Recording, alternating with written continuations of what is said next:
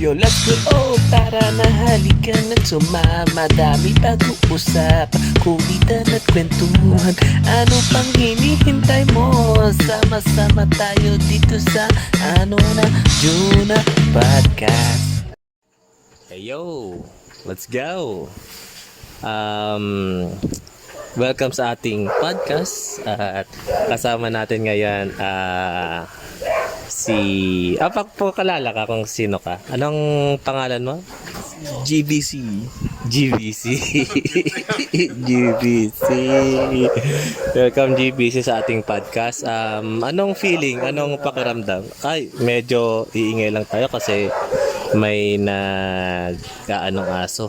Pero tututok lang natin ang mic. So, kamusta ka naman, GBC? Mas okay kaysa sa dati. Mas okay. Oh, gandang sagot. Mas okay kesa sa dati. Ibig sabihin, mas okay. Keep improving tayo. Improving. Yeah. Keep improving lagi. Sa bagay, maganda. So,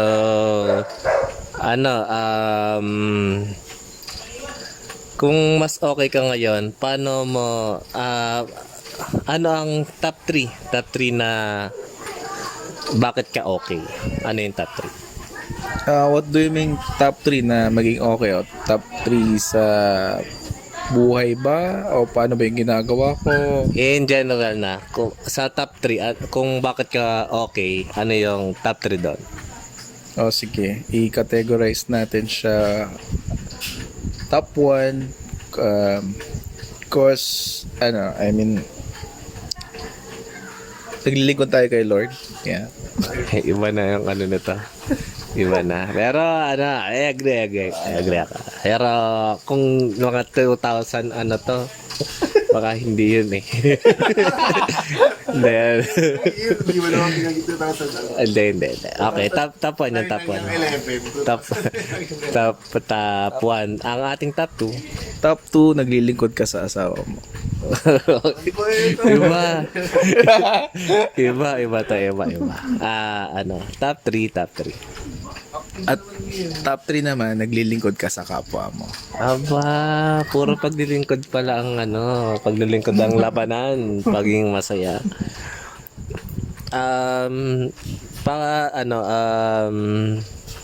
Sabihin mo naman sa kanila ang background ng trabaho mo. Quick background lang. Sige po. Kung mo sabihin yung yung company. Well, ang trabaho ko po ngayon is naglo-locate po kami ng mga properties nationwide to build the gasoline station. Ibang labanan ng gasolina na ngayon kasi lahat ng mga tao afford na ng Pero hindi common yung sa gasolina magbigay ka naman ng fun facts sa gasolina. Meron bang yung mga yung tipong hindi pa alam nila about gasolina? Sige. Fun facts about fuel. If we imported the fuel products from different countries to Philippines, kulay white lang siya. Talaga kulay. May amoy. Well, may amoy talaga siya definitely, pero yung kulay dito na kinukulayan sa Philippines yon. To varies yung gasoline red for premium, then unleaded for green, and then for diesel naman is yellowish green, ganon siya. Alam ko lang ibang galing na pagkaka-explain. Dati kasi alam ko nilalagyan lang ng kulay pula para maging May halo nilalagay lang yung mga nasa bote-bote, nasa para masabi, pero kasi puti lang pala yun. Walang kulay o parang tubig o parang puti. Puti lang. Usually white lang talaga siya, tapos dito lang talaga kinukulayan sa Philippines. And may mga additives na bawat company na inilalagay. Ibig sabihin kung puti yon, anong number 1 na bansa ang pinagkukunan yan? Well, usually we imported our products in Japan, South Korea, and Singapore. Wala sa ano? Wala sa Middle East? Wala sa Middle East. Usually, yung Middle East, pinapadaan niya kay Singapore. Tapos si Singapore yung magdadala sa amin. May middleman. May middle. Ang galing, no? Ang dami ko Oo. natutunan. Yun ba ano? Natutunan. Kala ko kaya ayaw nila ng galing Middle East mabuhangin. Di ba totoo yun? hindi ho totoo yun, ang buhangin yun. Kasi, yung fuels kasi nanggagaling talaga sa ilalim ng lupa eh. So, yung mga decomposed na mga products before, yung dinosaur, ganon, yun yung nagiging fuel. So, inuubos nyo ang natural resources natin. Well, hindi naman. Hindi naman siya hindi naman uubusin.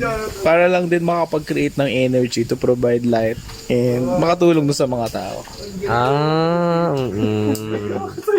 Ayos yung marami tayong natututunan. By the way, andito rin pala sa ano natin anong pwedeng nickname para sa'yo?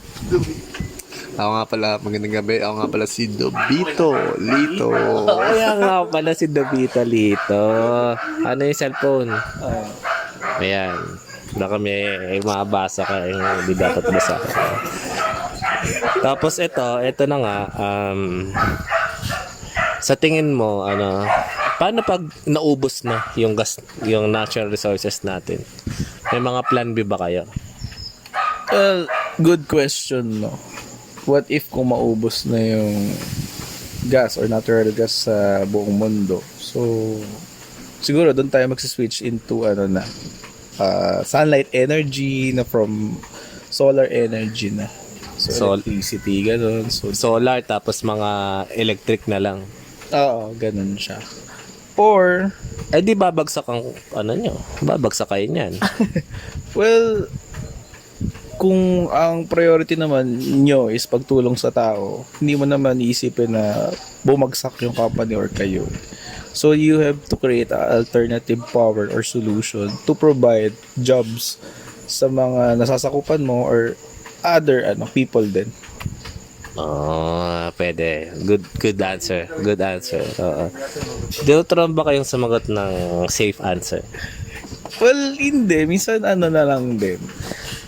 Depende rin sa sa values na kine-create or ina-upgrade mo ni company sa mga employees niya. Like for us, we have IABC. It stands for first is integrity. Well, accountability. B is making better. And then C, customer centric. Aba, pati yung core values ng company ay nasasabi na rin. Hindi siya high level management. Oo, ibang level na ng management, no. Parang may na rin. Parang nagbenta na rin. Parang na rin tayong pinagbebentahan ng na mahirap bang trabaho mo?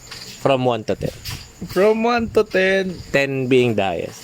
well, kung masaya ka naman, maging 10 talaga siya eh. Pero it depends pa rin sa tao na magtatrabaho doon sa paano mo trabahuin yung trabaho, diba?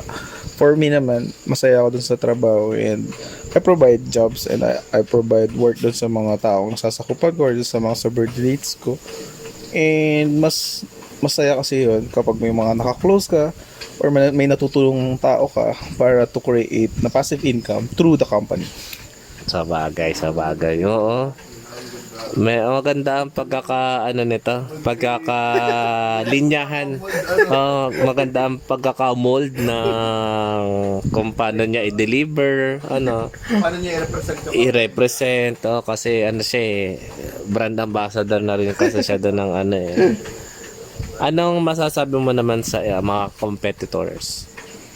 Well, competitors are always your friends or enemies eh. Depende na rin how you to validate them.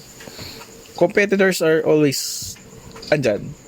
But competitors can make you better or make you worse.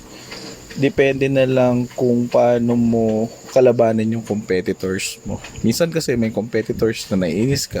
Minsan may competitors naman na na-challenge ka. So mas maganda na na-challenge ka na making better, na mas mapaganda mo yung product mo para on that level, maging same level kayo or mas mataasan mo yung level niya.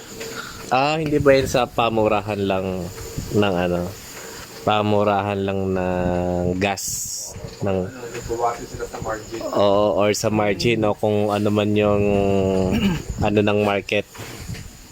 Well, as I mentioned kanina, syempre, may values pa rin na i-integrate mo doon kung paano ka magbenta. Kung mura ka ng mura, paano ka naman kikita, di ba?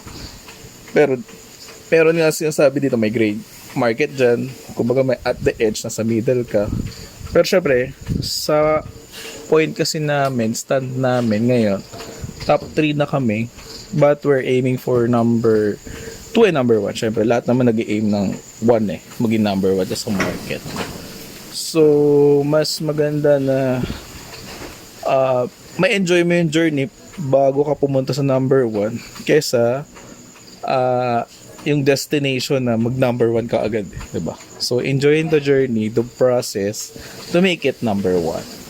Sa bagay. Tsaka alam mo na kung paano yung nasa babae. Yeah. Paakyat kesa sa number 1.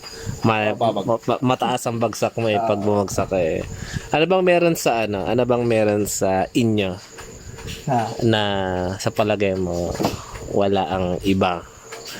Well, our edge, yes, we have depots nationwide. So, once we order, marami na kaming may storage. Unlike other competitors, yung iba depot nila nasa Luzon lang. And yung iba parang nagagaling ng main products nila Luzon, nagdi-deliver sa Visayas, nagdi-deliver sa Mindanao. Unlike us, meron kami sa lahat ng Luzon na depots, may Visayas kami, Bacolod, Cebu, Mindanao, may Davao, may Zamboanga. So scattered lahat. Para sa mga hindi nakakalam, ano yung depot? Well, yung depot, yung storage nung facilities from mag-i-import ka ng products galing sa other countries, ibabarko siya. So may storage kami na depot na doon nilalagay yung mga fuels namin. So, isa-segment mo lang siya from diesel, gasoline, premium and unleaded. Hiwa-hiwalay siya or kerosene. Okay. Mayroon ka bang follow-up question? Diba may diba, Gibe, ang galing mo sumagot no? Prox kay Gibe, ang galing GBC lang, GBC. GBC. Ay, GBC nga pala. Alok, medyo napaganda ako ngayon maganda yung split ng ng nature ngayon. But so, speaking of yung segregation of fuel, no? 'Di ba merong mga octanes na tinatawag? Ano ba yung yung laging question ng mga bago sa sasakyan or yung para sa mga taong halimbawa baguhan pa lang sa pagkakaroon ng syempre first car ng mga bagets, 'di ba? Mahalaga sa kanila 'yan. Parang alam mo yun, hype na hype sila sa mga features ng sasakyan, ano yung mga expenses, ano yung mga gusto mong basta yung typical na car guy, yung kumbaga car guy starter pack, no? Parang ganun. Ano yung difference? Ang matanong ko, ano ba yung difference nung 95 octane plus 98 octane plus ano kaya? So, yung mga octane tayo. Kanina kasi mga kulay-kulay lang Ngayon, mga octane, sa segregation, sa octane, sa kulay. So, ayun na nga. Ano ba yung pinagkaiba-iba niyan? Well, iba-iba yan ng octanes per product. So sa diesel, wala siyang octane kasi ang minimix kanya is bioethanol para din makatulong dun sa nature, no? Okay, mate. Palang question. So, ibig sabihin, mas okay gamitin ng diesel kumpara sa unleaded? So, mas okay ba gamitin ng diesel kaysa sa unleaded? Kung sinasabi mo na, yung parang nature friendly? Well, it depends naman sa machine na gagamitin, no? Kasi may power diesel, more on, kasi kaya ginagamit ng diesel. Jeep lang yun, tapos makakapol yun talaga. Kasi Yung yung, mga high-end na sasakyan, di ba, na usual yung mga private na, Ako nang hawak, ako na. yung mga private na, tawag dito, yung mga private cars. So, okay, so yun nga, like, diesel, friendly yun sa, sa nature. Kung maganda yung klase ng makina ng sasakyan. No? Nasa makina rin ba? Nasa makina. well, nasa brand din ng, ng makina. Depende pa rin naman yan kasi may grade naman yung diesel na kailangan mo i-import kasi usually may global standards sa diesel. Dapat Euro 4, Euro 5 yung ini-import mo para mas maganda yung diesel products mo. So ano bang ano ang advisable? Ano ang pinaka-advisable? Well, ang advisable sa market ng Philippines ngayon is makapag-import ka ng Euro 4, Euro 5. Yeah. Safe na 'yon. Para pwede yan sa lahat ng sasakyan. Yan. Yan yung global standard na dapat ma-produce ni refineries from international companies, yung standard ng Euro 4 and Euro 5. Ano rin 'yon, 'di ba? Ano rin nakakatulong din sa environment. Well, technically, Less lang. less lang. Kasi usually yung binubuga from combustion, yun talaga yung parang ano talaga pollution, add siya talaga. Pero kung maganda talaga yung makina mo and modern na siya, may mga makina na magaling mag-combust na walang usok na. Less yung usok. Pero hindi naman siya less na harmful. Naman. Kasi harmful naman talaga pa rin yung binubuga ng mga sasakyan natin. Kaya yung iba nagsiswitch na into electric car. Pero 'di ba isa nung high school ikaw na yung marunong mag-drive na so nasa kumbaga nasa linya ka pa rin yung kung nasa lang tinatayan mo ngayon medyo alam mo na kung anong ginagas mo nung high school ka. Nagpapagas ka na ba nun? Oo, alam ko na yan. And pinangarap ko rin naman na magtrabaho ako sa ganitong kumpanya. So, disclaimer lang kasi yung dati ko naman gagasan, hindi naman dito sa company na to. So, dati talaga Big 3 ako. Kasi yung Big 3, yung sa market, sila yung pioneer. Si Shell, si Petron, and Caltex. So, yun pala yung Big 3 ngayon. Big 4 na. Big 3 na, kami yung 3 na. Ay, sila na yung Big 3.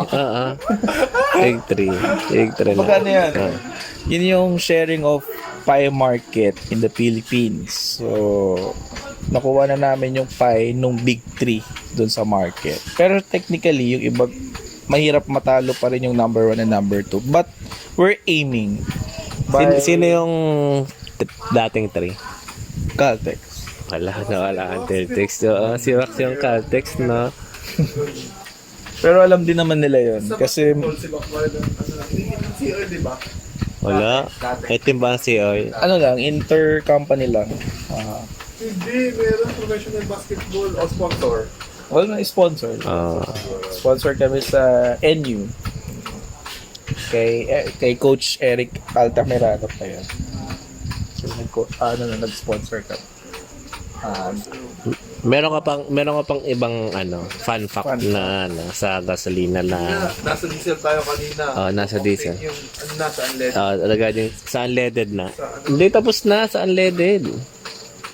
Ay, oo, yung Euro. Yung mga Euro. Hindi, meron pa yun. Sige. Yung unleaded naman, ang octane rating nun is 91. Hanggang Tapos, anong premium number ba? naman. Hanggang anong number ba 'yun? 95. And then, yung Extreme 97 namin, which mandated ng DOT, na dapat yun yung pinaka-maximum na ilagay na octane rating sa mga gasoline is 97 lang. Pinamarketing lang nung iba na 100. Pero, in talaga yung base ni DOT, ni DOT eh. Ano yun? Ano yung Asian countries? O Sa lahat yun. sa lahat worldwide? Well, Across. I think sa Philippines lang yung ano eh, yung sa 97 na yun. Sa UAE, 98. Yung ganun yun. Ay, ganun ba? 98? Kasi sa usually ibang pag bansa. medyo mataas na siya, baka makasira na rin ng ano eh, ng Pero hindi siya makina. Makina. Oo, kung kasi halimbawa, 98 daw yung octane, tapos gagamitin mo sa mga regular cars. Yun, hindi siya applicable doon. Mag 98 na octane ka kung may supercar ka. Kasi doon siya built. Kaya meron sa ibang bansa kasi mas maraming high-end na ano. Pero siguro nga naman, ano nga naman ang purpose mo sa makina ng sobrang taas ng octane. Tapos ilalagay mo lang sa 4-cylinder.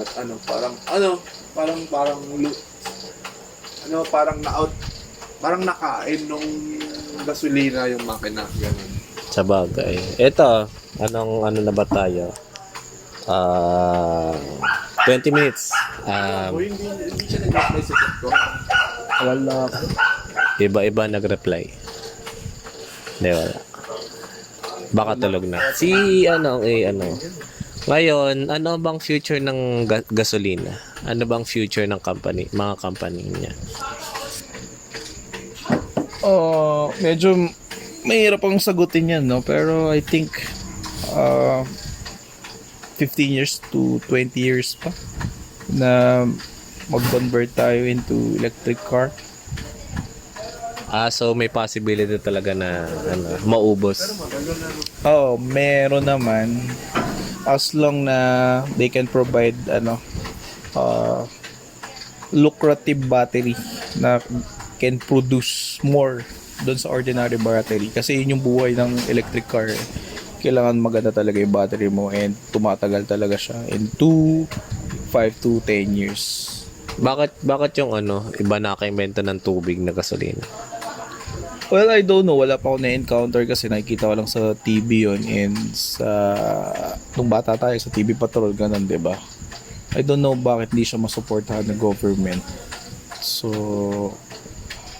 siguro meron dyang mahabang study or kailangan pa ng specific or exact answer na para mag-withstand siya sa global market.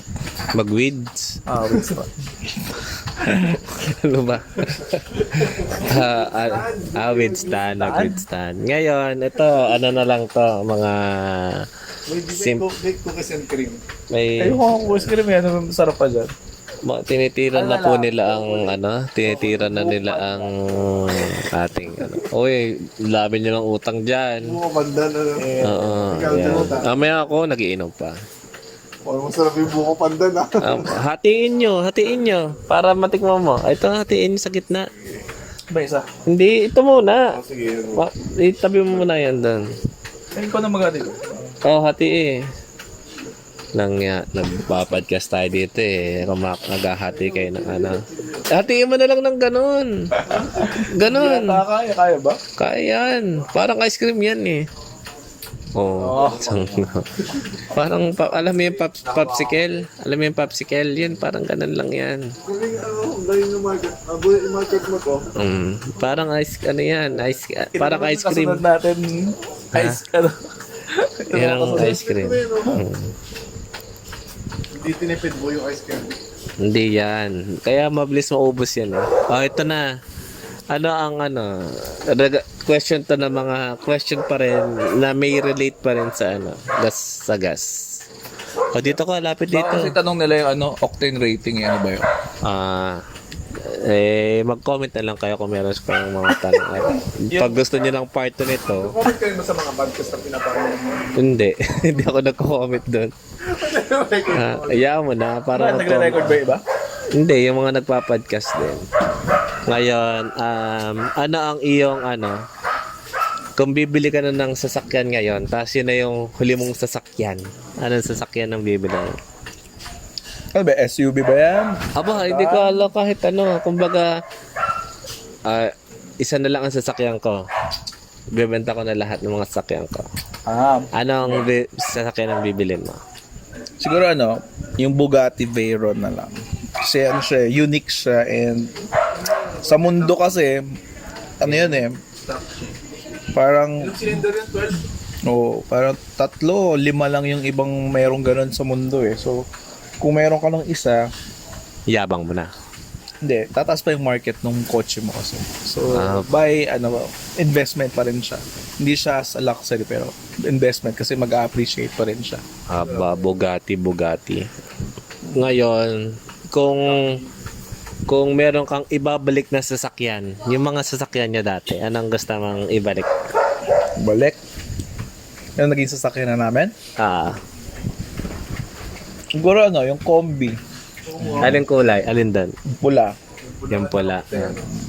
May aircon na yan. Papair ko lang natin. Papair. Kasi papabalik na natin. Yan. Oo. Kung meron kang susunugin gamit ng gasolina, ano susunugin mo? Siguro yung mga dahon-dahon yan. Hindi, kahit walang gasolina, masusunog mo yun eh. Ha? Medyo kasi diba? Medyo harmful kasi kung magsusunog ka kasi, diba? Hindi nga, kasi nga, yung gasolina niya, mabilis umapoy.